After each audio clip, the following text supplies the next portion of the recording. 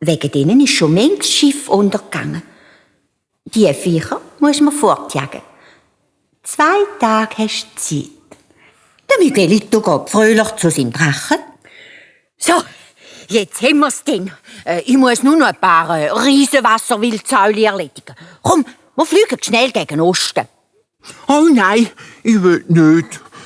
Vor denen habe ich Angst. Diese Sauwasserriesen könnten mich auch beißen. Ja, woher? Ich bin ja bei dir. Sobald die mich sehen, zäpfen die ab. Ich muss noch psch, psch machen. Wirst du es denn schon sehen?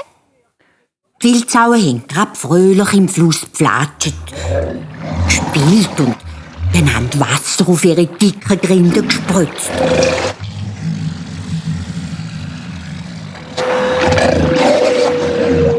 Da hören sie auf einmal über sich so einen unheimlichen Lärm. Und was ob sie schauen, fliegt direkt über ihren Köpfen ein riesiges, blau-grünes Ungeheuer, der Drache. Da sind sie in einem furchtbaren, schreckenden Fluss abgeschwattert, weiter und weiter, bis ins Meer raus. Und der Miguelito hat zum Drachen gesagt: «Hast du jetzt gesehen, wie die ab sind? Ja, man muss halt nur im rechten Moment ksch, ksch machen.» Bald darauf hat die Prinzessin den Miguelito geheiratet. Es hat ein grosses Hochzeitsfest gegeben. Und weil der Drachen Angst gehabt vor diesen vielen fremden Leuten, hat ihm der Miguelito ein Stück vom Schlosspark eingehakt.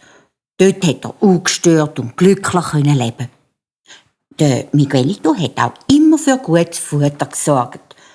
Und dass der Drache nicht zu fett geworden ist, sind ihm der Miguelito und die Prinzessin jeden Sonntagmorgen auf den Rücken geklettert und sind mit ihm rumgeflogen.